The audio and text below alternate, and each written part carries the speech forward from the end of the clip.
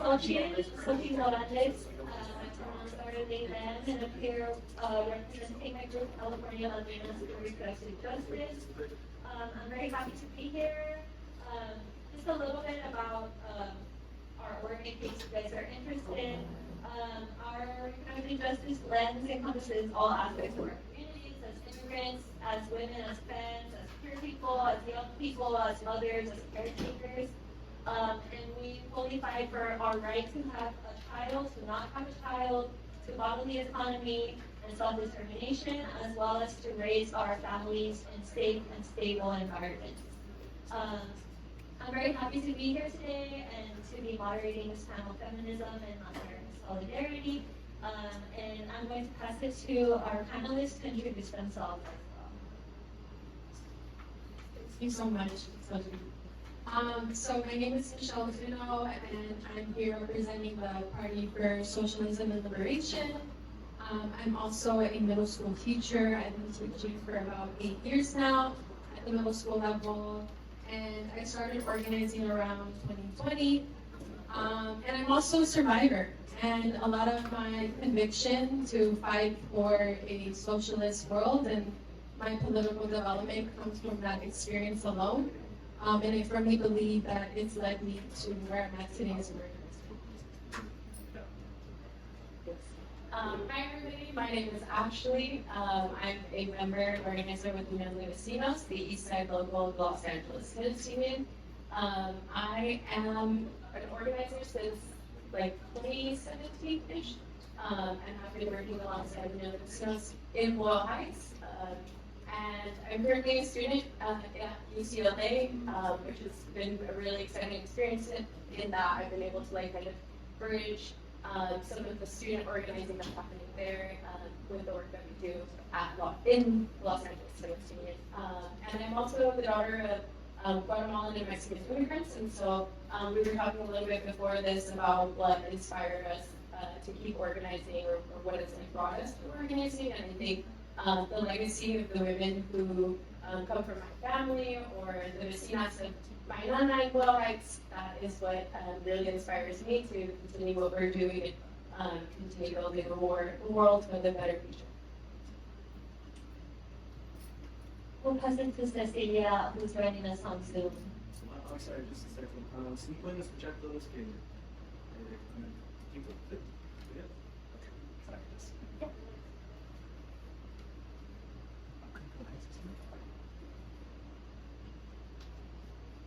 Excuse me? Yeah, we can hear you. Go ahead. Can you repeat the question? It was hard to hear. Oh yes, just an introduction to yourself and your background organizing. Of course. Hi everyone, my name is Cecilia. I am the chair of A Luta Sigue, which is an organization based in Nashville, Tennessee. We are a movement incubator that supports the development of independent projects led by working class people and youth. We have 2 projects right now that are public. One is called Poder Popular, which is an organization of primarily Latinos who are immigrants from primarily Central America, who are organizing for better living conditions and for dignity in their jobs. And the other organization is the Tennessee Student Solidarity Movement. I am an immigrant from Mexico. I was raised in Coahuila, Mexico, by a family of indigenous steel workers who were militant for 3 generations, organizing in the steel industry in Mexico. So yes, that is me. I'm very happy to be here. Thank you, gracias. I'm very excited to start our panel with this question. First about feminism and just giving us a little bit of a context for how it is being represented broadly in Latin America. And anyone can answer first. So Cecilia, you'd like to go first? Or? Sure, I mean, I can do that. I can talk a little bit, first as to how we how feminism was represented in Latin America in the early to mid 20th century, and then how it is right now. So in the early to mid 20th century, working class women and peasant women built revolutions, right? They were organizing workers, waging armed struggle, building alternative institutions, and things changed for a bit. So the feminist movement that we are seeing right now has many positives and many incredible energy from all over Latin America. You know, I am from Mexico, so I can speak of like how big the movement has grown and has reached like every corner of Mexico. But it does have limitations, and I think it is important to bring them to the forefront. The feminist movement in 2020, 2024, it has been falling prey to anarchist tendencies, to postmodernism, structurelessness, to movementism. It has been able to stop some harmful policy, but it has not led to a radical restructuring of society. If anything, this fierce energy has been channeled into electoralism in the absence of a communist party, especially like I'm talking about Mexico, my own country. But there's wide participation of women and gender oppressed people, but it has largely abandoned class struggle in the same way that movements in the U.S. that are based on national or gender identity have abandoned class struggle and have been co-opted by the Democratic Party, right? And there's a reason for that. So the late 20th century saw the fall of the Soviet Union and the rise of neoliberalism. In the 80s and 90s, it became increasingly out of fashion to talk about Marxism or communism, even within radical spaces, right? So communism was seen as tyrannical or like authoritarian. Organizing became centered around what grabbed the most media attention or what felt the most countercultural rather than what built the most power among the oppressed and exploited masses. And so this like left liberal analysis temporarily tried to abandon social class altogether, being seen as outdated, right? So we have some examples in the US, for example, the alter globalization movement that is best depicted through the Battle of Seattle, right? Like one of the defining moments of anti-neoliberal organizing when groups tried to disrupt a meeting of the World Trade Organization. And so this kind of movement wanted to impose this human rights-centered approach on international politics, right? So this was a keystone of anarchism and NGOs, which came from this movement, and it led to the non-profitization of our movement. And so while many people that were involved in these movements, they knew that neoliberalism was going to devastate workers around the world, and they mobilized and disrupting these meetings and conferences. Ultimately, they did not stop the spread of neoliberalism.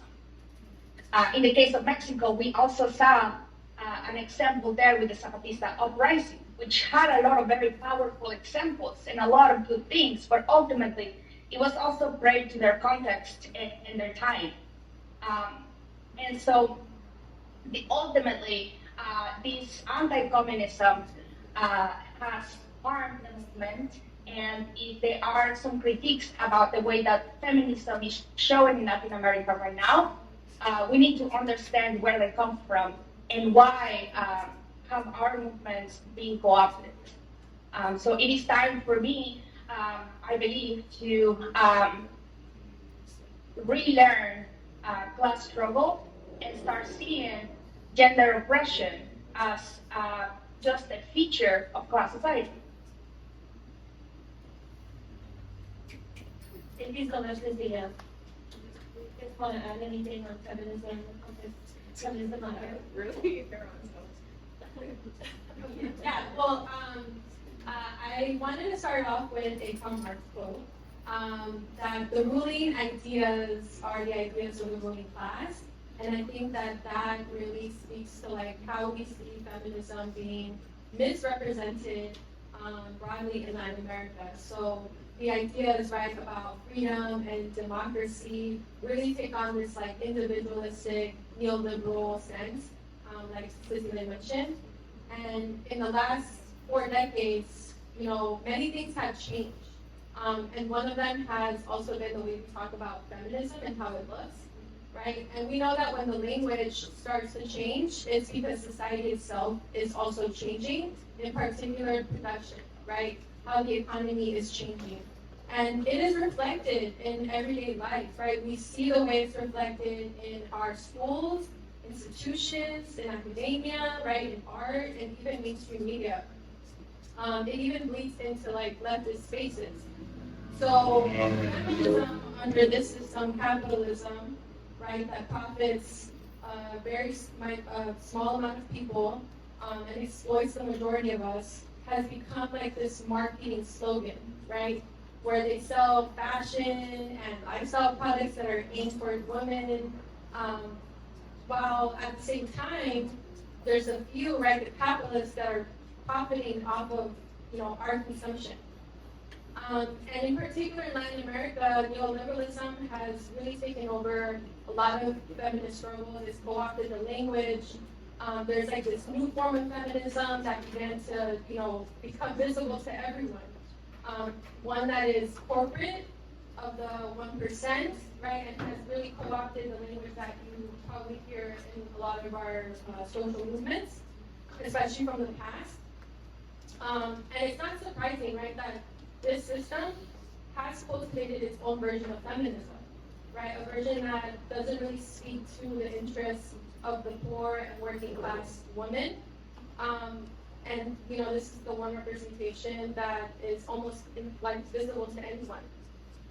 But there's also another version that exists across Latin America, and we have many examples to cite. A version that is anti-capitalist, anti-neoliberal, a version that is for the working and poor class, a version that is also internationalist, right? And so, I'm speaking for myself here, like as a socialist feminist, I see beyond identity, right? And I think that it's important that we see how every struggle is interconnected, because it is. And we also understand that there is a connection between the struggle against patriarchy all across the world, and how that's also linked with the struggle for a free Palestine, right? We see the connection between the labor struggle and the struggle for Black liberation as well. And I think, as feminists, but also as socialists, we want to have a worldview and not think of the United States in isolation. And I think that's why it's important that we support popular movements that exist all across Latin America, even with its contradictions. It's important that if it's being led by the poor and by the working class, that it should be supported. I might add to something really important that you just said, is thinking about the United States not in this isolated way. In LA, we have a large representation of Latinas from Guatemala, Mexico, El Salvador, Colombia, what have you. And I think that feminism, the other feminisms that you just spoke with, Michelle, is something that in our organizing at Law 2 in the Los Angeles Tenants Union, we see on a daily basis, and it's really led by these women who come from those experiences back at home in their home countries, and bring that and plant that here outside of that individualism, outside of being essentially brainwashed by what the United States wants us to think.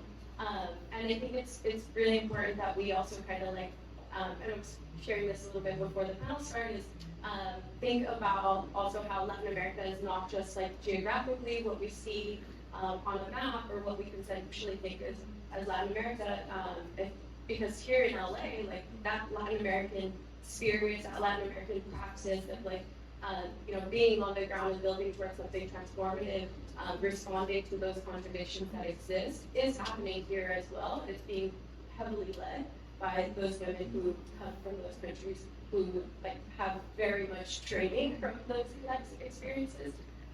And again, in the face of that other feminism that is easily co-opted, I see time and time again in our meetings and in our committees that that's being heavily challenged, and sometimes it isn't liked by the other feminism, but we still commit to that Latin American feminism that believes in something different, that believes in a world that is transformed.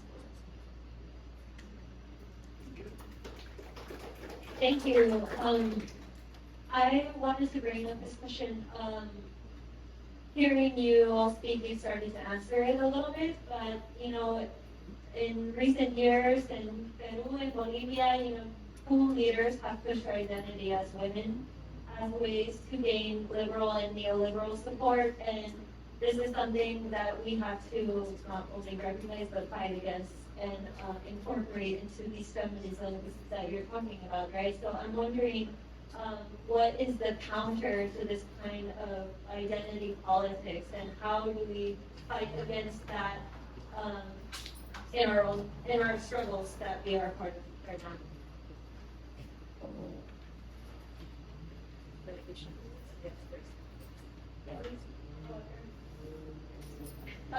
Cecilia, would you like to start us off again?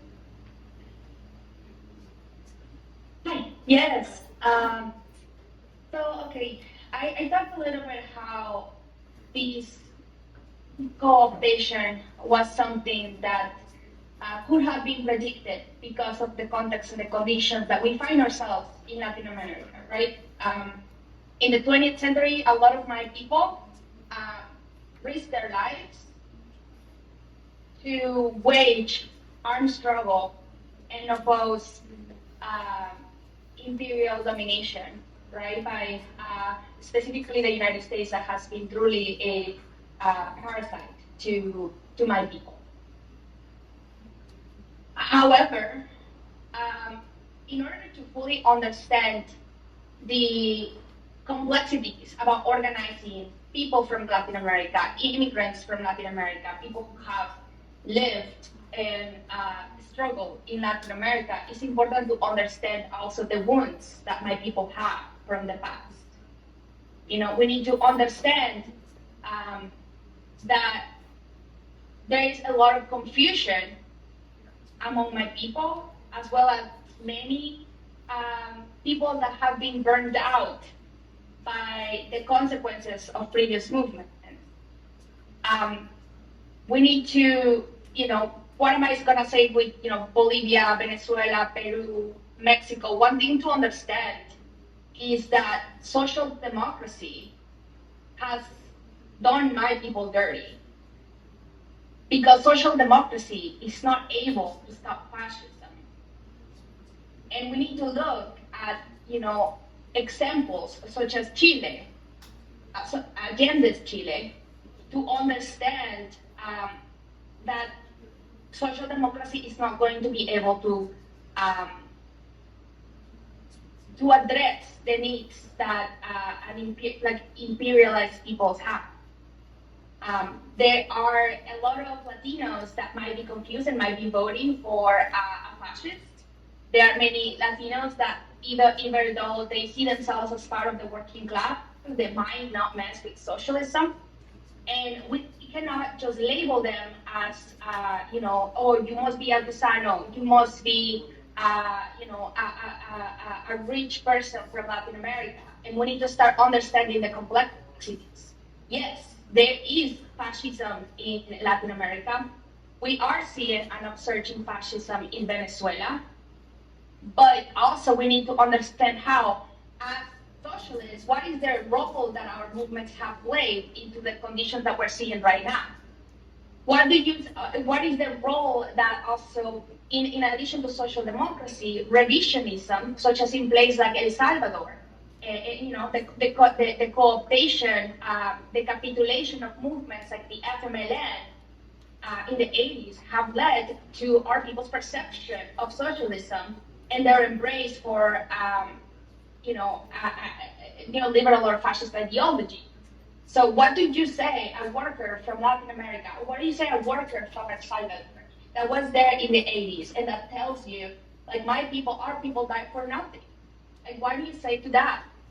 What do you say to a worker who has been fucked over by by a social democratic movement, right? Such as a lot of the social democratic movements in Latin America, which are bourgeois movements, no matter how left-wing, or to our workers that has been fucked over by the fascism that social democracy was unable to stop. And we need to look at that because honestly, Fidel himself warned Allende about what was going to happen and why social democracy was not going to be able to stop fascism.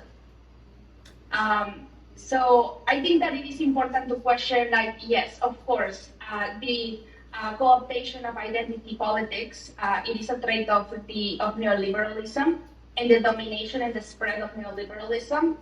But then we need to get to the root as well, be able to understand our history and see why some folks might be confused or might be burned out. And we need to, start asking those questions. If you are an organizer that is in constant community with Latin American workers and immigrants, you know that these are real questions that we need to answer. So that's something that I think, and ultimately we can only address this with a back to class struggle and to scientific socialism.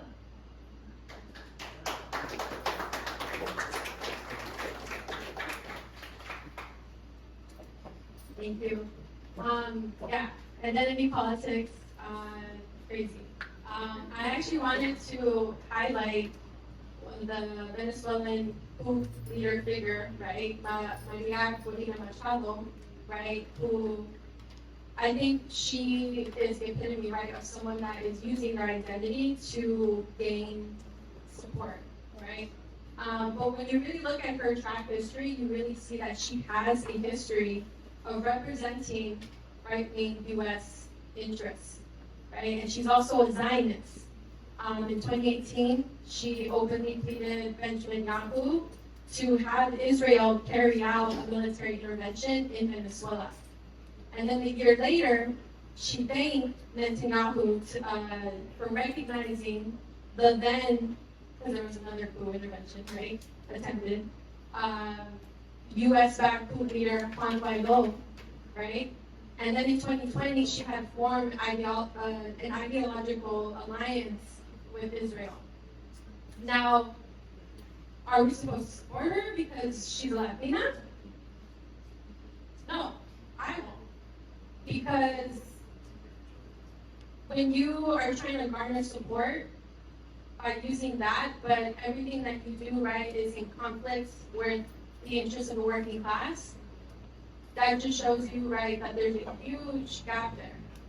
And it's really interesting because with Maria's case, at the same time you see President Maduro, right, that he was one of the First Nation leaders to stand in solidarity with Palestine back in October. And since then, he has sent material aid to Gaza, right, despite the 936 sanctions that is imposed on Venezuela by the United States. 936 sanctions. They are still able to provide material aid to Gaza.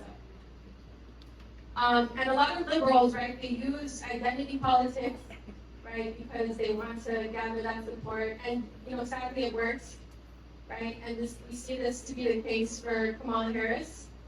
They always do this. And if you raise any critique to liberals, right, you're either getting called out as a racist or a misogynist. But it's time to evaluate what has representation done for us. It has not brought us liberation at all. It has not brought us change. In my lifetime, I have not gained anything materially for voting for a Democratic politician that looks and sounds like me. So what happens when you see someone in a position of power that looks like you, but they support genocide? They support mass incarceration. They support mass deportations. They proudly say that they're going to be a lot harsher than Trump at the border. What does that do for us working people who actually make society run? So, yeah, I think identity politics, when it's used in this way, has done nothing. And it will continue to do nothing unless we actually build an independent movement that is made up of working class people, right? That is multinational, and that is staunchly against capitalism and U.S. imperialism. And I think we see this in our history as well, right? In previous eras of like political turmoil, right, political confrontation, we see that what has brought change is a mass movement, right? And it's also class struggle, as Cecilia mentioned. So if we want true representation, right, we needed to represent our class struggle as well, and beyond by just how we look. And with the case of Kamala Harris, we see that she has tried all of her career to climb up the ladder, right? And it has only brought harm to our communities. And I'm tired of being told to wait every 2 to 4 years to vote for a Democratic politician who does nothing for us materially, and it doesn't benefit us, right, from voting them in. And it also doesn't benefit them as well to actually like serve our interests, right? Because they know that they're operating a system that is meant to exploit, that is meant to oppress, right? They know that that's how the system works. And they only will concede to any concessions if they know that they are being basically bullied by a working class movement, right? All of us here. So I think struggling against those systems of oppression is what actually will lead us to a people's democracy, and not a democracy that's just for the ultra rich.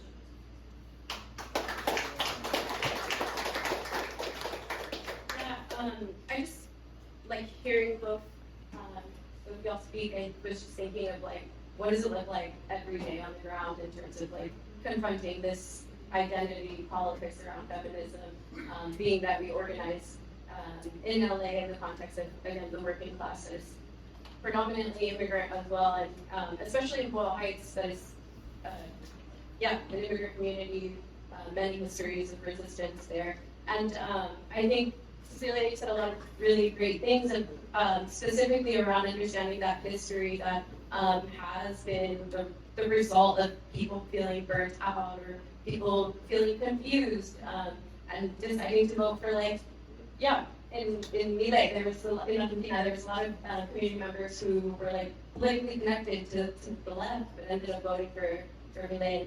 And while that's a man in different contexts, I mean, still that co-optation of like how we speak and how we do things. And so I think this willingness and like commitment to address the contradictions that exist around like seeing someone who looks like you and like, you know, supposedly is going to do right by you, but at the end of the day, we need to really just commit ourselves to exposing like those tactics and exposing the reality that is, just neoliberalism using our gender to supposedly bring us to whatever, but at the end of the day, it becomes just another tool for the empire. And I think another thing that, again, I'm speaking from what we do at the Tenants Union, is like openness to have these conversations and really sit with those difficult conversations where it's like, yeah, someone's telling me that, socialism isn't worth it because of their experience at home, and like rightfully so, they have that space to, regurgitate that out, give it out there to us. We here home at the Imperialist Core, we should be willing to take that in and digest that together and commit to building something that actually responds to those critiques, that actually responds to the contradictions, and create something together that is at its core internationalist, anti-imperialist, and anti-capitalist. Because at the end of the day, we know that it's not going to be done for us, and actually what's going to take us there is the work, the feet that we're putting on the ground, the blood, sweat, and tears that we're doing every day. And I think only through actual, not just, theorizing about it, but actually going and speaking with one another, going and doing the hard work, will we actually be able to address those things. And it makes it a little bit easier to be able to confront and expose those realities. I mean, you said it really well. And, I think, again, that level of commitment is just what's really going to be able to take us to where we want to go as feminists, socialist feminists as well.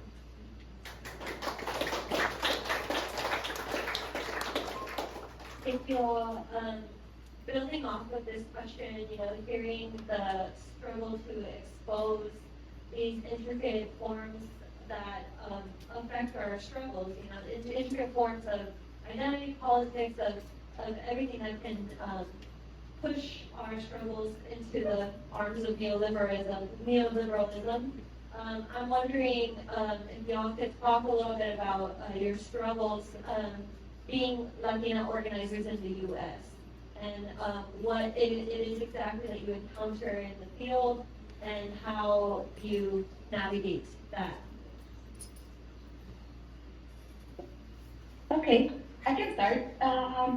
So I organize, as I mentioned, primarily Latin American immigrants here in Nashville. But I've been doing that for a while in different states.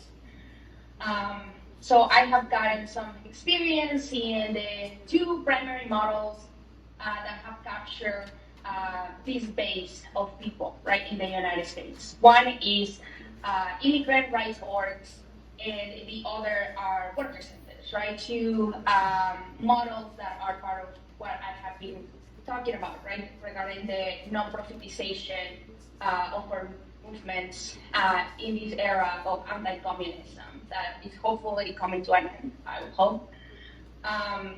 So both of these models are keeping our people confined to either structureless and unstrategic fights, such as the immigrant rights movement, or to very narrow economistic fights isolated from the broader working class, such as worker centers, right?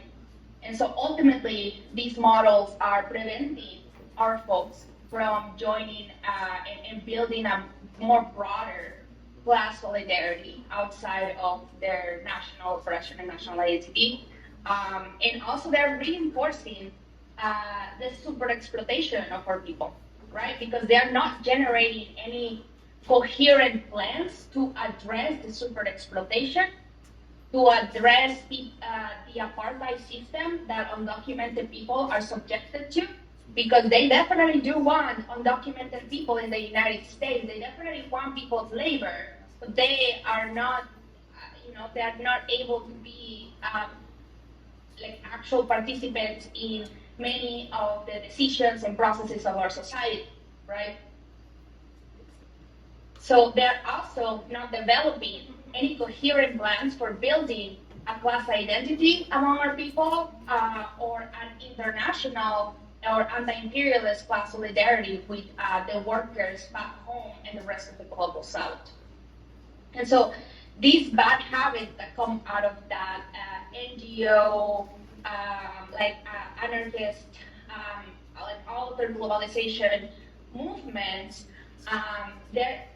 are an insidious challenge to overcome. We are trying to develop immigrant Latino workers as serious political workers, right? That is a significant problem that I specifically face, right? Some of these types of nonprofits, are providing basic services that many immigrant people need, such as the support addressing immigrant wage theft claims or support with their immigration paperwork, which keep folks around these organizations, right? And that's, what many of the NGOs can say, we have a base of workers, but this base is not consolidated at even the most elementary level, at a level where, you would expect a mass org to be at, right?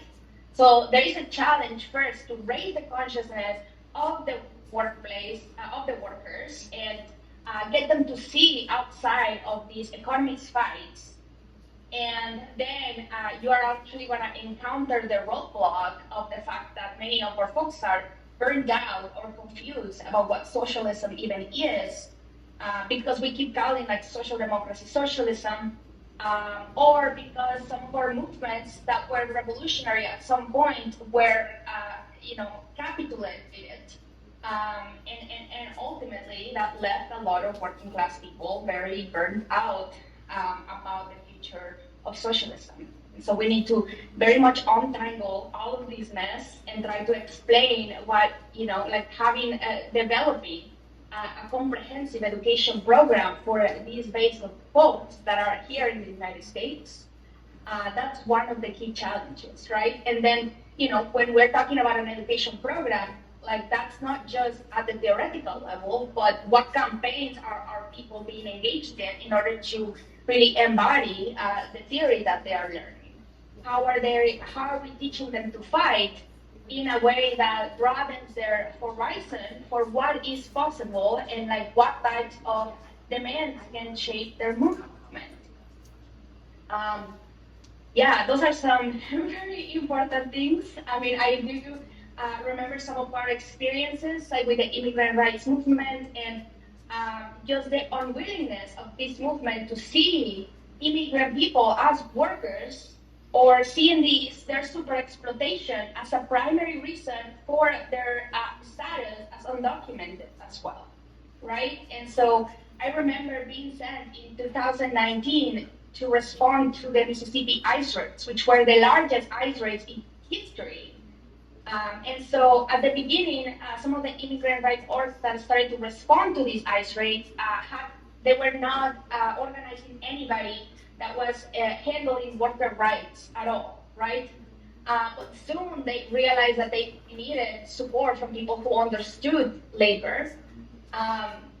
And so we thought that was going to be a turning point for what the immigrant rights movement could look like, or the new type of consciousness that we could build around immigrant people and unite not just on our status as nationally oppressed people, but our status as actual, productive workers that, whose super exploitation was directly connected to the national oppression. And so this movement was never able to coherently to explain to a lot of immigrant people like why they were raided in the workplace, why these things were happening, or let alone a coherent plan for how to move forward and how to get free, right? Instead, we continue to confine people either in labor or in immigrant rights. And this all stems from an economistic definition of class struggle, which we need to break from. Yeah.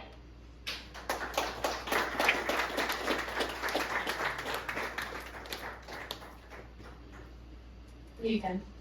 Okay, so I think what we've seen, right, in the last few years actually, how the right wing has waged an unrelenting war, right, on women, whether it's legislative, right, they completely took away our right to abortion, judicial attacks, right, on contraceptive, and other components of like healthcare, to also just expressions of misogyny, right?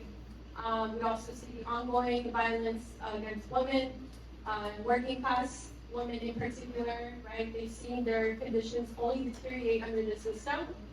And then you have politicians, right, like Kamala Harris, like I mentioned, and even like Hillary Clinton, who really personify the overall right-wing trajectory that you see within the Democratic Party.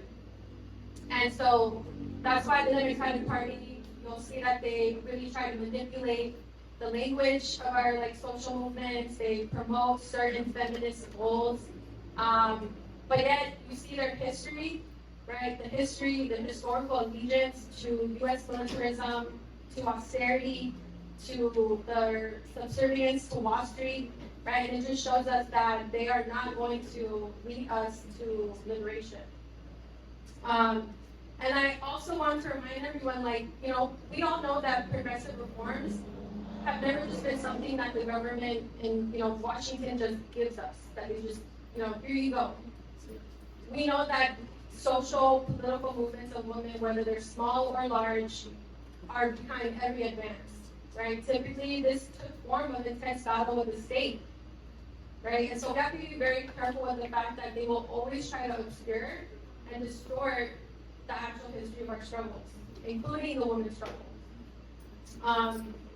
And I also want to talk about the growing inequality that we see today under capitalist system, right? The crisis that this system is actually in, the wage stagnation. It seems like we're getting these like salary increases, but everything else is going up, so it doesn't really feel like we're actually making any gains. I know. And a lot of women workers are positioned and clustered in low-paying jobs, right? And because of that, it hits us really hard, right? We don't even have like the pay and family benefits that we deserve that other countries have. And so I think it's important that we're very critical of capitalism, right? That we must be against this system that is responsible for so much of the hardship that we face, right? All of us here, especially women, especially our families, a system that's designed and has been built off of inequality, exploitation, oppression, and it's been built on racism, sexism, slavery, colonialism, imperialism, all the isms, right? But even under all these conditions, working class women, you'll see that they still play an active and often leadership role in the growing movements against oppression and exploitation. Especially at the grassroots level, at the national level, it exists, right? We see this in the ongoing struggles, right? Such as a struggle to free Palestine, right? In the labor struggles, we see women's leadership. And this growing exposure to like the street protests that we see has been combined with like this interest in like finding an alternative, right? And a lot of that is like socialism, right? Because under a socialist planned economy, that's how we can start to root out these inequalities that capitalism breeds. And it's also important to understand like where the origin of women's oppression comes from. Not just because like, we need to know our history or whatever, but also because we have to understand that the oppression has not always existed, right? We then will start to understand that it does not have to exist forever either, right? If we understand that the oppression of women arose at the emergence of class society, capitalism, then we start to understand that ultimately, if we eliminate this system as we know it, and we start building towards a socialist society, then we can end women's oppression. I really like to think about it this way. If we were to condense all of humanity down to one calendar year, okay, 365 days, class society has only existed for 10 days out of those 365 days. And capitalism has only existed 1 day. Okay? So this doesn't mean, right, that as women we should put off struggling against women's oppression under capitalism just because we're fighting for socialism. No. If anything, it means that working class women need to struggle side by side with the members of our class on every front, on every struggle, right? And try to unite with the most active and leading elements of those struggles. And so we understand, right, in the Party for Socialism and Liberation that a socialist revolution will not just change, property and class relations, but with this, we can also fundamentally transform the family and gender relations, right, and the place of women in all aspects of society. And we actually have a lot of examples across Latin America, like Venezuela, Cuba, even Mexico, to look to as some examples, which I think we'll highlight in a second.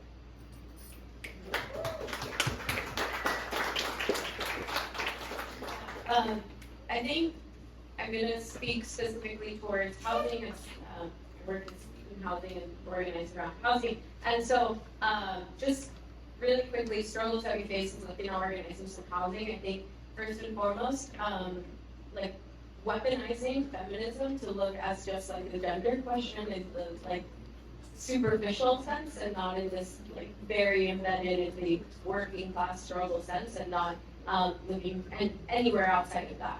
And then additionally, I think, in LA's context, and maybe based on what I'm saying in the US context as well, just like this co-adaptation through nonprofits to kind of funnel us down in this, hyper-focused small win sense and not in this larger transformation sense and not in this beyond just getting my immediate needs met. And so I think when I was reflecting on this question and thinking about housing, I immediately thought, yeah, nonprofits, they co-opt our struggles, they co-opt our fight, they co-opt our campaigns, but at the same time, courts and lawyers in the housing question are also right in hand with that. And what do I mean by that? Well, they're in LA's housing crisis as it exists right now. They're exploiting the housing crisis further. So what do I mean by this? Well, if a tenant needs support, they're like, oh, just go directly to the local free law clinic or what have you. And we're not interested in that. We're interested in building and constructing something that is going to actually transform our conditions to where actually I don't need to go to the court to resolve my issue, and actually I don't need to rely on a lawyer who's going to charge me for every minute. Actually, we can do that within ourselves. Working with my neighbors to get a win, and not only get one win, but continue to win throughout our neighborhood. And so, I think the struggle around that and trying to push that is that sometimes we're confronted with liberalism, individualism, and then this fear of not wanting to build and not wanting to struggle, and also not even wanting to fail. And I think we have to be really comfortable with committing to failing, right? Because if we don't try and we don't fail, well, then we're never going to know what could have been, and we're never going to learn lessons from that process. And so, I think in my reflection of the 6 years or whatever that I've been organizing, I think that that's something we've confronted very heavily. And truthfully, sometimes the male left can be a roadblock to that. It can be kind of scared to take on those uncomfortable questions or take on those uncomfortable debates. And that really limits us. A summer ago, I visited Venezuela and got to speak with some of the women in the comunas there, and very openly they discuss how they engage in debate and how they confront whatever conflicts they're either facing within their comuna or at this ideological level. And it's not about feelings of how this person made me feel just because we had different opinions. No, it was this very disciplined, militant way of committing to debate because we know that it builds and constructs to something more important, something that is beyond just the me question. And then I think lastly, again, as Latino organizers in the Imperialist War, it's our responsibility to commit to building something beyond just feminism within the United States, but actually that is one that's international and looks towards examples like Venezuela Comunas or like Mexico and Zapatistas, even considering what other challenges that they've had internally, what conflicts exist, but willing to really engage with those histories and those lessons to push down the imperialism that we live through every day and kind of are forced to forget that is there. So I really think that partial challenge there is just always every day constantly reminding ourselves as Latinas that live in the United States, that come from families who are affected by imperialism, that we have to choose every day to struggle. And yeah, we're going to be tired as fuck and we're going to be burnt out, but at the end of the day, we're literally at war. And if it's not us physically seeing and hearing that presently, it's happening somewhere else at the hands of the U.S. So, yeah.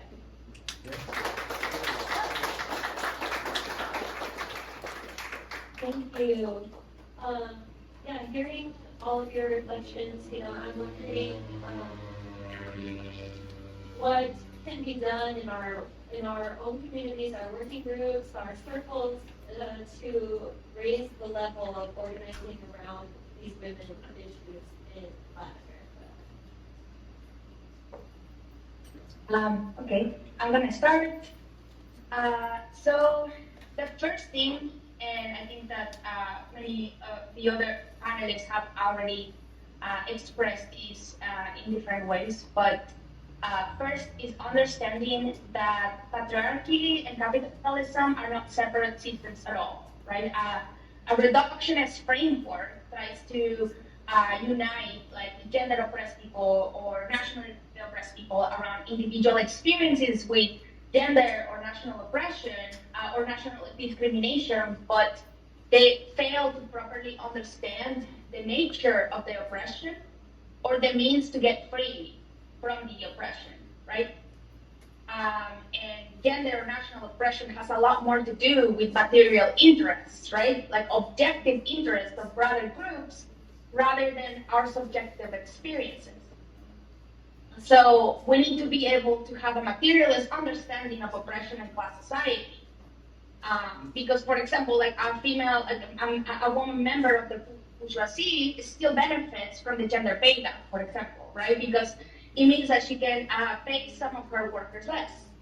A gender reductionist framework ignores this because it attempts to unite women to the exclusion of everything else, just around the fact that they're women, right? We also need to overcome like the anarchist tendencies and NGOism. And so what do I mean by anarchist or NGO movements? It's the petty bourgeois inclination towards spontaneous and like spectacular organizing, largely rooted in the belief that the abolition of the state would lead to some like ideal freedom. It aligns with NGO politics as few anarchist associations like view anarchist revolution as imminently possible, and so they have really permeated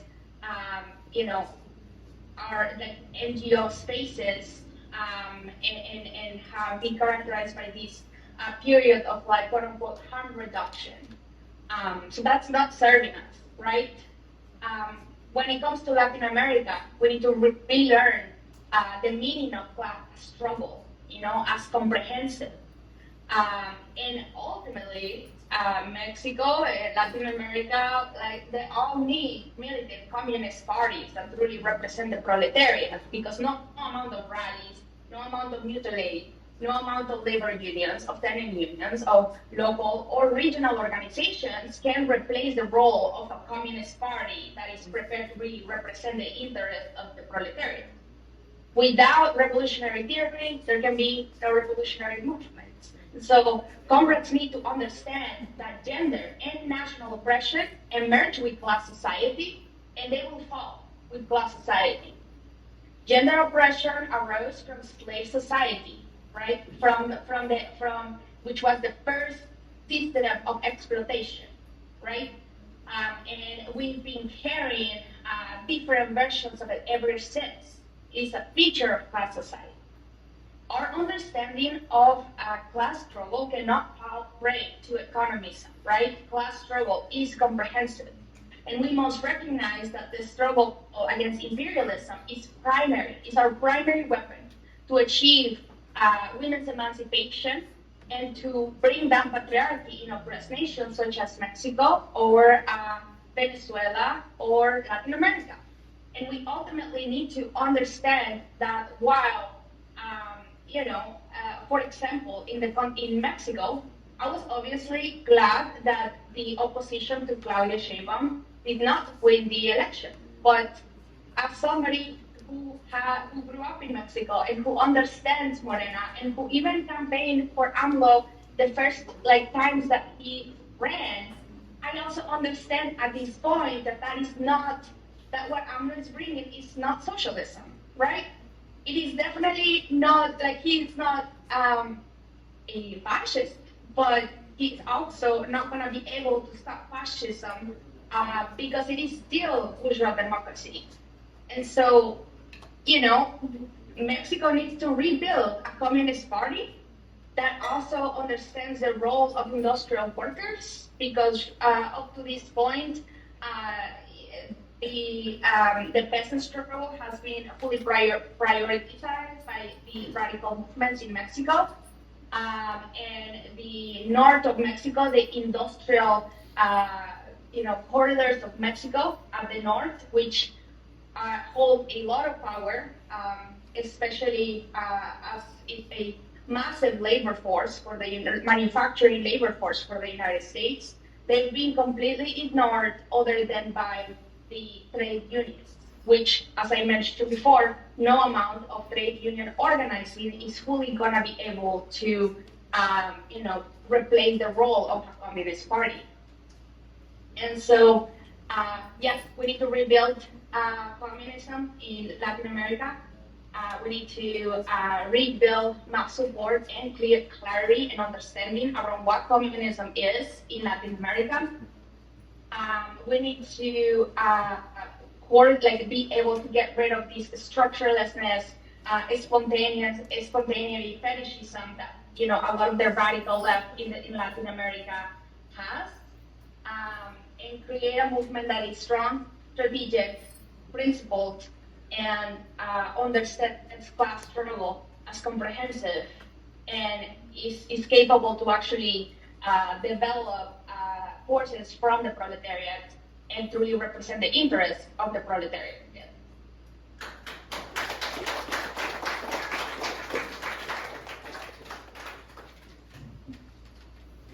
Okay. I'm really excited to respond to this question because I think we have so many examples to look to. But I think one of the things that, obviously we can do to raise the level of organizing around women's issues in Latin America is really listening to alternative media, listening to independent media that's not funded, it's not backed by corporate interests, especially in the United States, especially because the United States is tied to a lot of mainstream media across Latin America. But also because we know that this kind of media often misrepresents or doesn't talk at all about the popular movements that exist in the region. Because, the ruling class knows that us learning about these socialist projects in countries like Cuba or Venezuela, it threatens the ruling ideas, right? And so consequently, it's understandable that a lot of people, possess little factual knowledge about, the extraordinary advances for women that quickly followed each revolution, right? And we have to be patient with that as well when we're talking to our class. And so I wanted to talk a little bit about Venezuela, Venezuelan women, and the advances that they've made. You mentioned the comunas, and that made me really excited because I think there's a lot to learn there. And Venezuela women in particular have a lot of good reasons to keep fighting for socialism, right? To vote for socialism. Poor and working class women in Venezuela have been pivotal in defending and advancing the Bolivarian Revolution, especially during the 2002 U.S.-backed coup attempt against Hugo Chavez. And in this past year, 2024, during the presidential election, women led the grassroots efforts in the campaign, right? They were mobilizing their communities to vote. They were helping them get to the local, the polls, right, the election polls. And when we talk about, gender, right, gender equality, all that, the Venezuelan government has institutionalized women's rights, recognizing that unpaid care work is work, right, and trying to combat gender-based violence through significant legal reforms that they passed many years ago, and then there's also mandates that are meant to protect victims or survivors of gender-based violence. And so I think that the Bolivarian Revolution has made securing women's equality into state policy by also establishing different ministries to take on this huge task, right? Because it's not just about having some legal reform, it's also about you're deconstructing hundreds of years of patriarchal tendencies, right, that exist, of patriarchal attitudes and all that.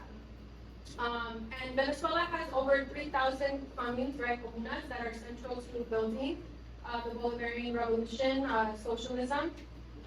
And they're sites of economic production, political participation, and community life.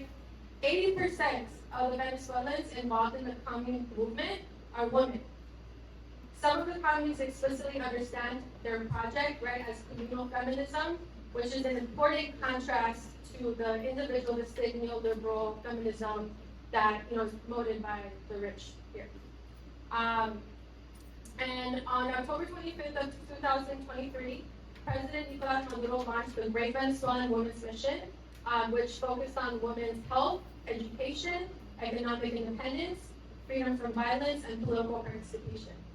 So I mentioned earlier that the United States has imposed 936 sanctions against Venezuela. And despite that insane, insidious amount of sanctions against Venezuela, women have still driven the country to self-sufficiency through their communal production and food sovereignty. And so the victory of the Bolivarian Revolution is a victory for all poor and working class women.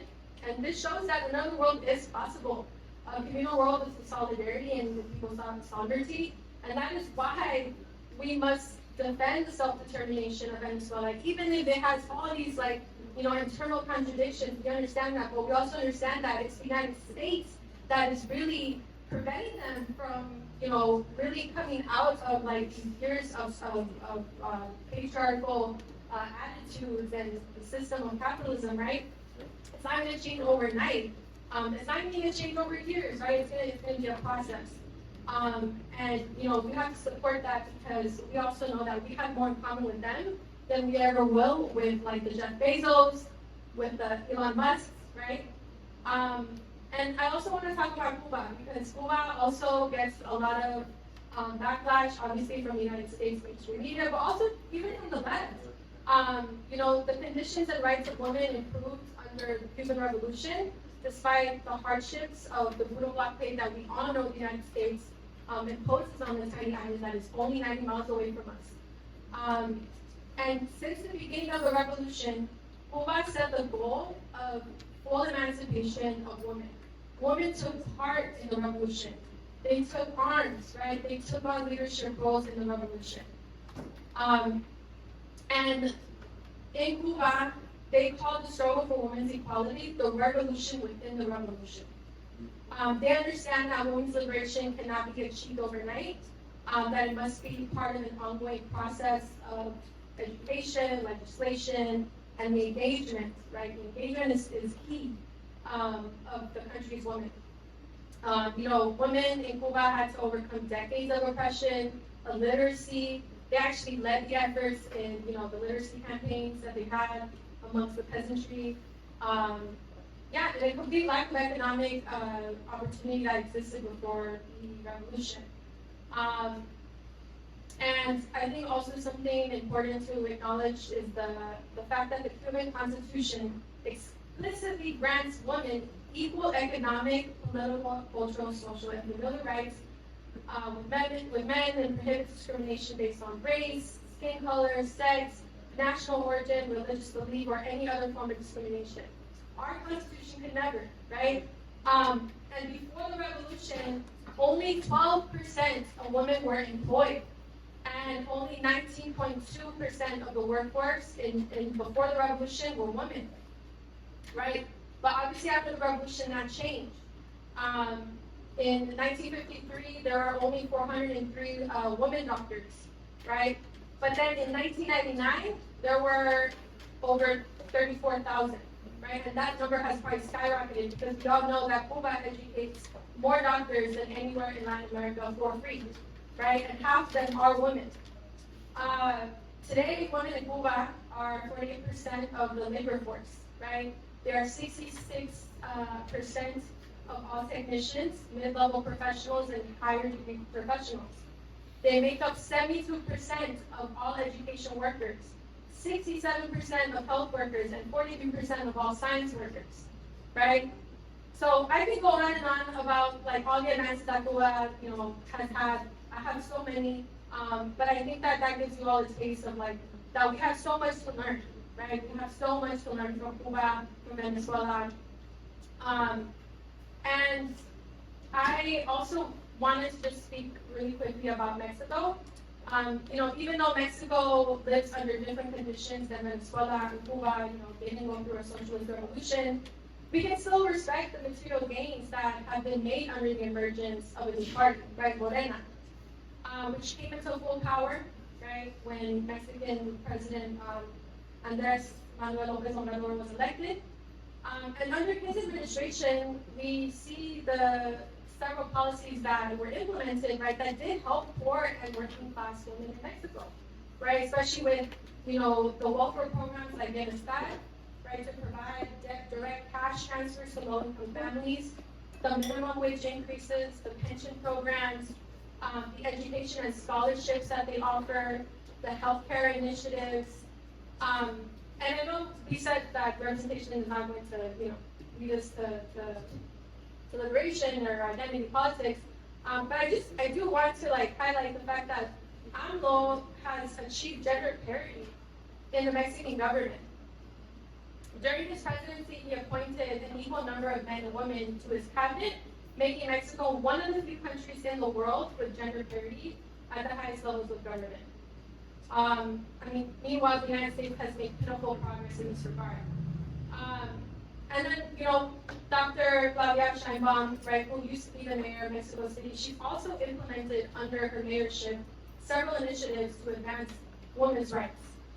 Especially when Mexico has a history of like not really documenting the violence that exists, towards women in the city.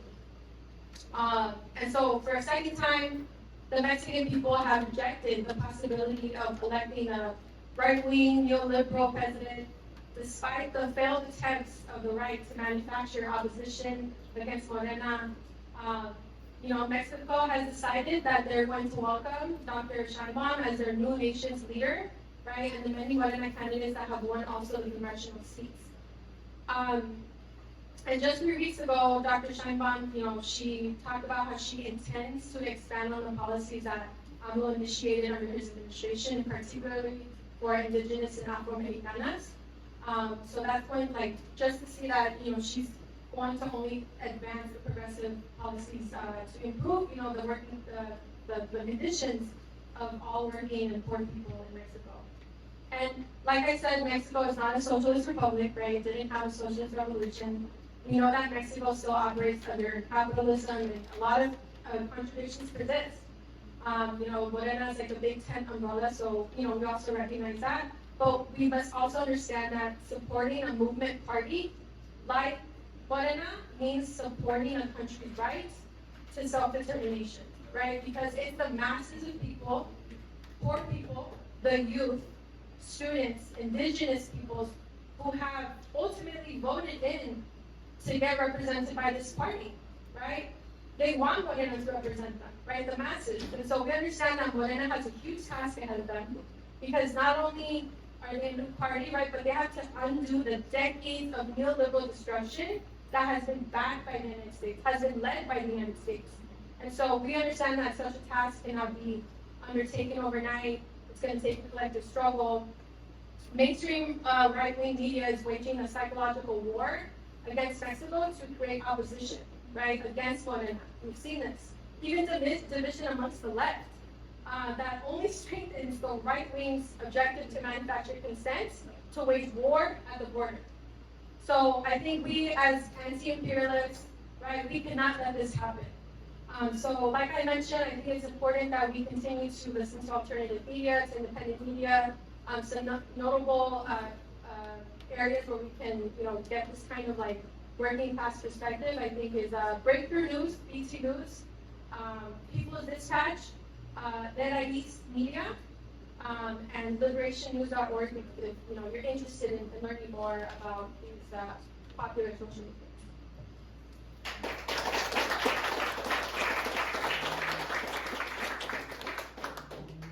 Really quickly, just wanted to add, what can we do here at home to raise the Latin American women's struggle? And I think you will all just hit on really excellent points, and just want to string it together and say that yes, these processes are spontaneous, and they're actual very lengthy political processes that require a lot of time and effort. And along with that time and effort, being comfortable with sifting through that, and also committing to organizing that isn't just, like you said, accepting mainstream media, but actually seeking opportunities to be in dialogue with people on the ground, with people in these countries that you just spoke of, Misha. And I think what's really key for us is also in our everyday organizing is to commit to creating these bridges across Latin America as well, here in LA, in the United States broadly as well, because our struggles aren't isolated, and they're connected one way or another. And that commitment to building internationalism is what's going to take us towards liberation, and the discipline and the militancy is really what's going to carry us there. And if we don't have those principles, then we have nothing. And I think we'll never get to where we want to be if we aren't rooted in that.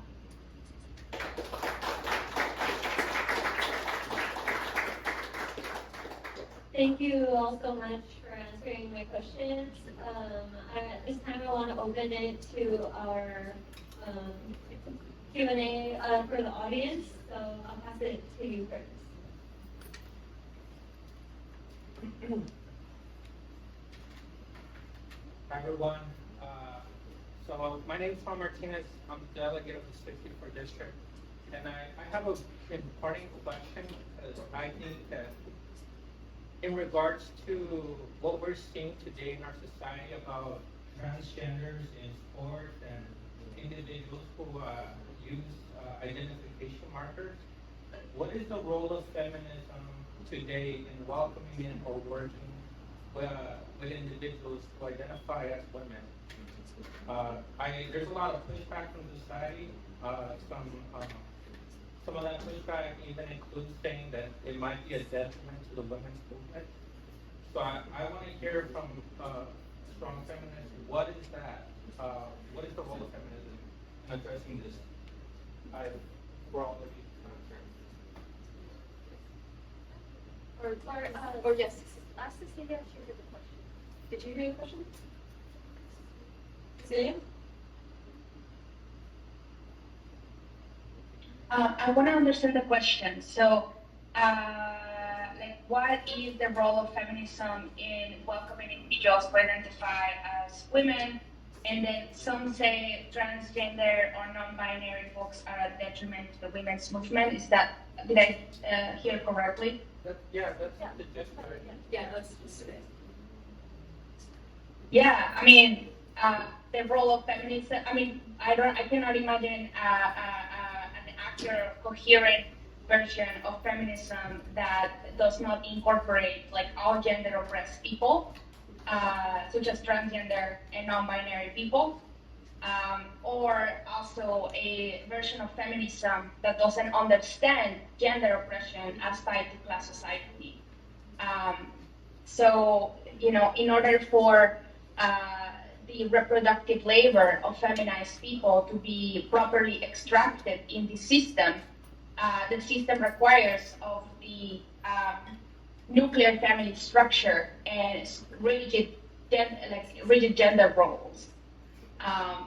And so we cannot even have an accurate understanding of gender oppression without also having it to be broad. Bourgeois feminism and terms don't really have a coherent explanation of the material basis for gender oppression, let alone will these tendencies ever be able to formulate a coherent explanation of how we can actually get free from this oppression. So, I would just say that a feminist movement that doesn't incorporate transgender or non-binary people is not a coherent feminist movement, just like feminist movements that do not see themselves as a part of a class struggle.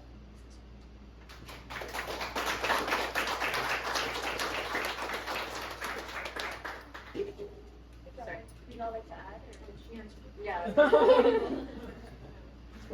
is any other questions in the audience?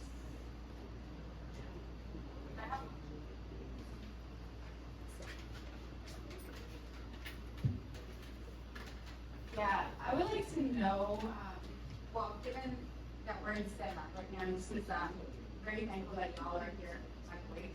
It's a very powerful place to be, but the one thing that's missing, I'd say, is our youth, right? How are they showing up in these movements? Because the thing is, I mean, this room is like powerful as hell, right? She brought us to the core on color, right?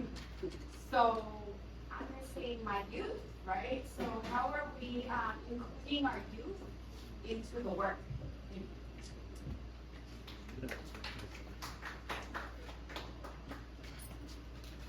Yeah, thank you for the question. I'll jump in if that's okay. In the tenants union, the youth is like a constant thread in what we're doing. Kids are always present at every meeting, whether they're engaging in the meeting like intentionally or in the same space as we're discussing these things and passively engaging. Aside from that, we've been committed to creating these youth committees. And within those youth committees, those are all for Union De Vecinos, those are all youth who have grown up in the movement with us. So, for example, one of our strongest leaders right now, she fought her eviction when she was like 10 or 14, somewhere along the line. And just yesterday, we were actually talking on a panel with the youth cohort that is researching around gentrification, and she was reflecting that like she's only been an organizer in the like whatever sense for the last couple of years, but she's like, I've been involved in this process my whole life.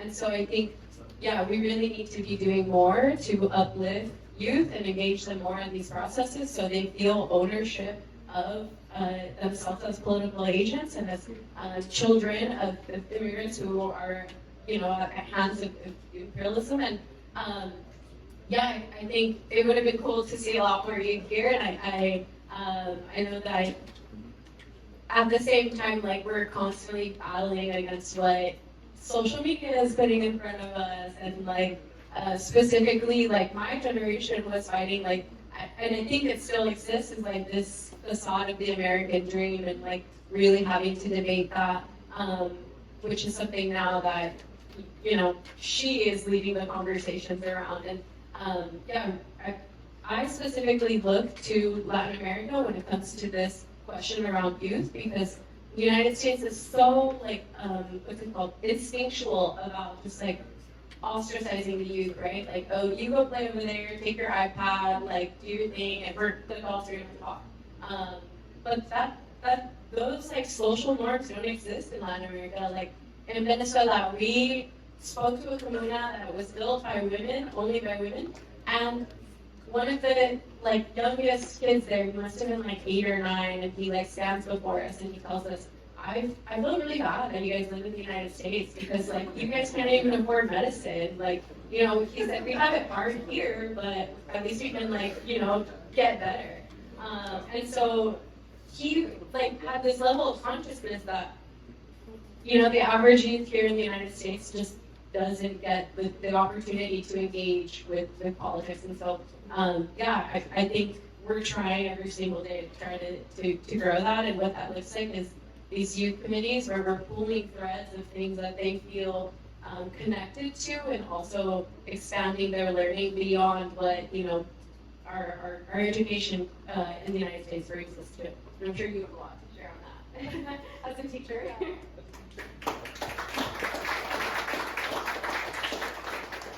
Thank you actually for that. Yeah, and it's so interesting because when I went on brigade to Cuba, like I also saw like a lot of like kids really like being leaders and very confident speakers, and it just blew my mind because for me it's always been really hard to like speak in front of people, and the fact that you have kids like taking on these like initiatives in Cuba, like it was really powerful to see. So I can totally imagine that also exists in Venezuela. But also, like, the youth is so important because, I mean, we've seen examples of, like, parents being, murdered because of, like, their political views, and who's going to take on the struggle? It's the youth, right? And so we can't ignore that at all. And I think that putting youth at the forefront of our struggle is very important. And I am a middle school teacher, so I see kids a lot throughout the year, and working with them is really tough, especially because we have all this like the mainstream media, social media, like that you have to like fight against. But it's been like a joy to see that kids are hungry for an alternative. They really are, and we shouldn't give up on them, right? Like I think it's important that we're slowly making the efforts, right? Building these like youth communities, giving them a chance to experience something new.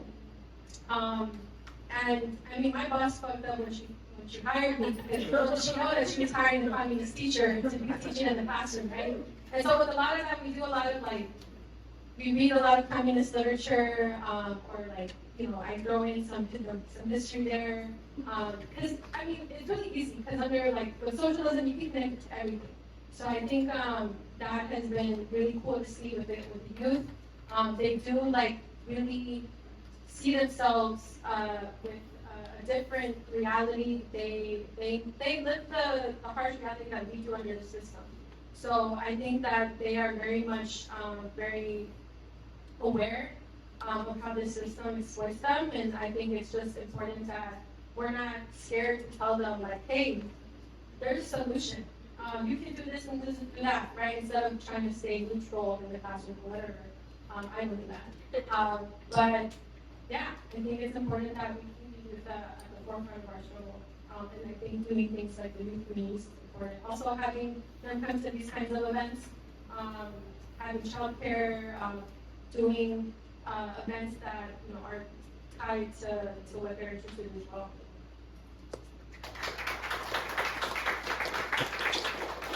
Yeah, I love this question. As one of the projects that we work on at A Luta Sigue is very much focused on youth. But we have youth in all of the projects, so I can start talking about how we bring in young people as young as like toddlers to like college-age students. So I want to echo Aki and Michelle with the fact that childcare is really important. Intentional childcare is an essential component of working class organizing. When it comes to housing campaigns, like we've never led any successful housing fight without a youth committee. Young people are directly affected by gentrification and some of these issues that are directly tied to class warfare. They are also connected to the different structures in the communities that are also affected by gentrification, such as the school system, right? What happens when a whole apartment complex full of young people, they're displaced? What's going to happen to the nearby public school, right? So we try to connect these fights and to make young people active participants in this struggle, right? And organizing whole families and whole communities. Then when it comes to college-age students, we have one of our projects is the Tennessee Student Solidarity Network, which is a statewide union of student unions based in Tennessee right now. And one of the membership requirements is an 8-week justice school program where young people learn around what is class society, what is neoliberalism, what are some of the previous failures of our movement, and what does it mean to have a student movement, right? That is also subjugated to the proletariat struggle, right? Because we cannot be necessarily fetishizing young people either. We need to be able to challenge them. And we also need to be more critical of the way that we approach the student movement, right? Because the students are not a social class. They are a transitional sector of people who might become workers, might become bosses, or might become workers with more comfy jobs, right? So we need to be able to instill a class analysis in these young people so they can formulate demands for their own movement that are compatible with the agenda for the working class as a whole. So yeah, just seeing them as potential future political workers, not fetishize them as sometimes we do with people of oppressed identities or with workers, but then also be able to instill clarity in them, just as we would with any other person we're organizing.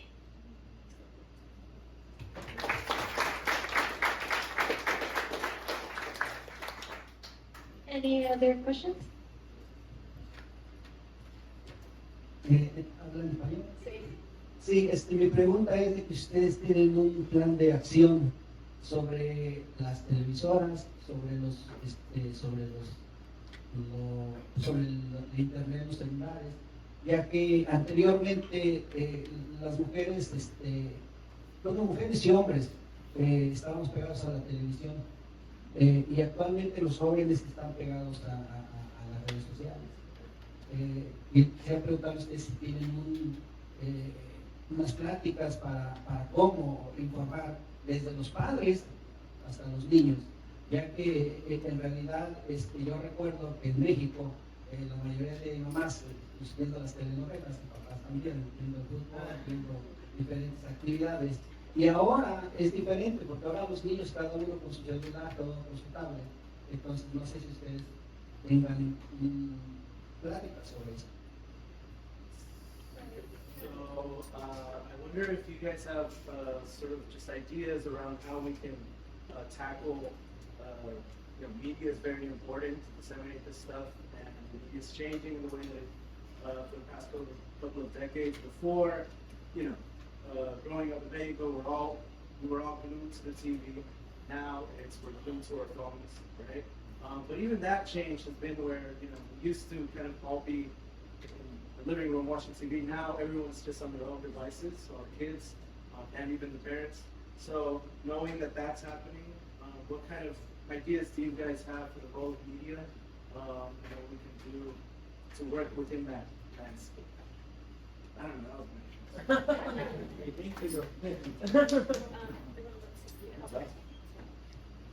Cecilia, were you able to hear the question?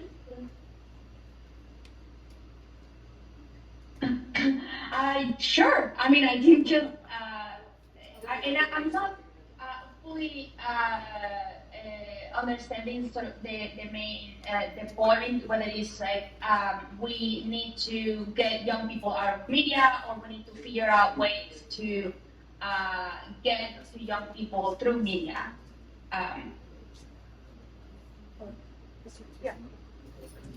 Yes. Do you mind clarifying that? Yes, that was the question. Okay. I mean, we need to have media that really speaks to the conditions of the people that we are organizing. And so just as in general, like how do you create an effective education and propaganda plan? You do that through social investigation and class analysis. So young people are a big category. Which young people are we trying to get? Is it young people that come from working class backgrounds? Is it young people that come from like a more petty bourgeois ideology or aspirations? What kind of media are they actually looking into, and what are the different tendencies that young people from different stratas of society are coming with? And so we need to implement social investigation in class analysis, which is a primary component of the mass line. And we need to use the mass line in order to understand like what is the best approach to address some of the gaps in like some of the confusion that young people might have about their role in their movement, the role of class struggle, and also like the style of delivery that we have to use. And so not something that I can just like pinpoint, but that is just the framework that we are that we need to use in general.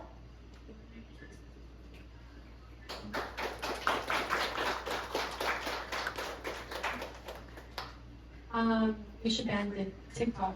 Not kidding. No, but I think using the tools that already exist, and I think Cecilia brought up a really excellent point of like social investigation. You have to like really investigate like what is it that the youth is really confronted with, what they're interested in, what struggles that they are currently dealing with, and really, like she mentioned, like popularizing like a class analysis at their level, right? And I can think of an example, and it's because of TikTok. We are running a campaign, and in the campaign, like we have been using TikTok to really spread our message. And last weekend we had an event, and we had a 14-year-old kid come out to this event, and he brought his mom and his sister. And he said that I heard about the campaign on TikTok, like it really spoke to me. And I think that just shows like the power of like social media sometimes, and like the hope, right, that is being utilized in this way that we can really engage with youth and meet them where they're at. So yeah, but it is a hard task to take on. Yeah, great. That's such a sweet story. I think we can't be afraid to use tools at our disposal sometimes, and yeah, ignoring that that exists as a tool is also kind of like does a disservice to what we're trying to do, because we know at the end of the day our phones are glued to our hands, and everybody, like you said, has a phone, whatever age they might. If it's not a phone, it's a tablet. If it's not a tablet, well, the TV's running. And we know that the news runs really loud, and so I think at the very basic level, like, yeah, maybe we don't have the capacity to be running like news ads or creating our alternative like major news channel, but at the very least we can have these conversations openly and honestly to like unravel whatever we're being fed. And I think about often in our committees, when we came back from Cuba, there was a lot of like distrust around what folks had learned about Cuba previously or what they had seen on the news about Venezuela. And so just being like, again, really open to letting people spill that out, talk it through, and then also sharing like the real world perspective. And I think something else that Union De Vecinos has been doing in that like social investigations process that maybe we unintentionally have engaged in, which is we responded to the fact that a lot of our members are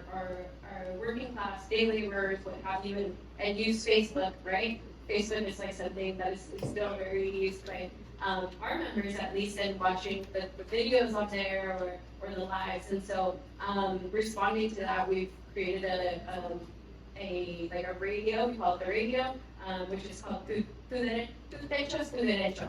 And it's a radio show that is short and digestible and talks about housing in LA and then also internationally, and that's in conjunction with the Day Laborers Organization. So just kind of like being open to creativity, but also going back to basics, because that's also really helpful.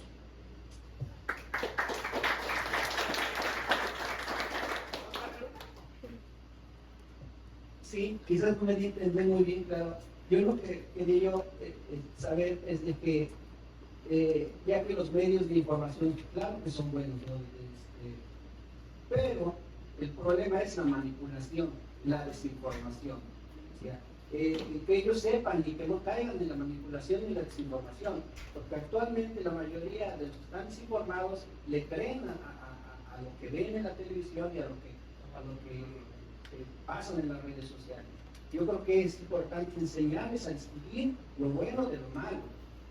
Y por eso digo que creo que es un proceso lo cual dice, creo que es un proceso que deberíamos entregar ese proceso y ser abiertos a ese proceso para hablar uno a otro en esos momentos, ¿verdad? Sí, hay mucha manipulación, pero igual esa manipulación queda en la cabeza, ¿verdad? No sirve si nomás está en la cabeza y no podemos abrir y hablar uno a otro porque puedo aprender de alguien más. Entonces creo que, sí, más que nada, salir de la casa, salir de ver la televisión, salir de fuera del teléfono nos va a ayudar más.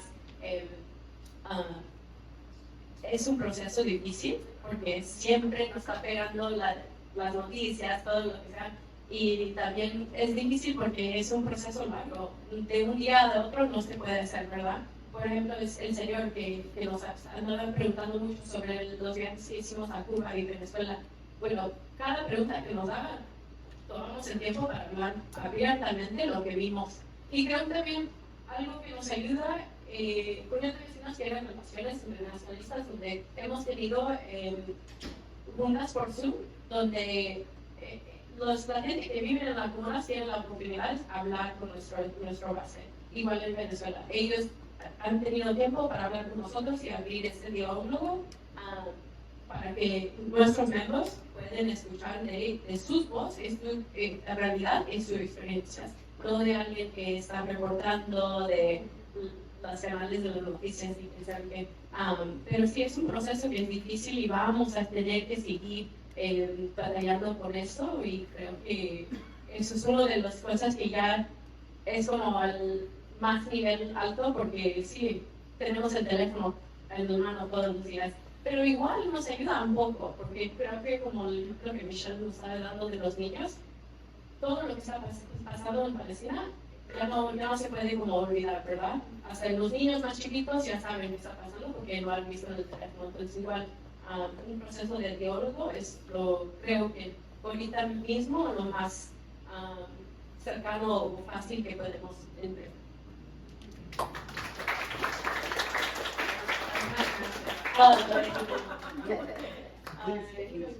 Yeah. Yeah. Do you want to try? Okay, so the question was that, like, how do we deal or address with the manipulation that comes like from the media and that process? And so I think briefly, I just jumped in and was saying like, yeah, it's a process, a longer process in which we have to be open to like the dialogue and be open to sit with the difficult conversations. And also commit to that process that isn't just like from one day to the next, but actually something that is consistently evolving. I gave an example of, we have a community member who gave us a lot of questions and kind of like pushed back around a trip that we did to Venezuela and Cuba. And like, you know, the first couple of questions were really hard, but like we had to confront this and we had to share what we saw. And then I would say like even recently, he's been more open to like seeing Venezuela and Cuba for what they really are, despite what he's seeing on the news. But also, in another sense, we're really committed to international, and the tenants union, we're really committed to internationalism, so we're like always seeking out these opportunities where we can bridge the like internationalism through the technology and have these meetings where people specifically from like the Morenas or from the CDRs in Cuba are able to talk to our members and share their realities and their experiences, which help navigate those conversations a little bit easier. Sorry. Thank you. I just wanted to add super quickly before we wrap up. The organization that I'm representing today, California Latinas for Justice, one of the struggles we face is disinformation and misinformation around abortion, contraceptive, and other reproductive health services. And this is a project we're ongoing, and you might see some flyers floating around. Yes, right there. For our RJ network, and our tactic is to employ community research surveys that expose directly the misinformation and disinformation, and then create community education materials that will go directly back into those communities, addressing directly the facts that people are holding, or the disinformation and misinformation that people are holding. And then that being a door for more larger political education, but starting with the direct things that people are under the impression of. But that's all we have time for today. Yes, this is our community research service. There is compensation involved. It is for community members in Southeast LA. So please, if you are able and qualified, please take the survey. And join the Reproductive Justice Networks. But thank you all so much. Thank you to our panelists for all of the wisdom and bringing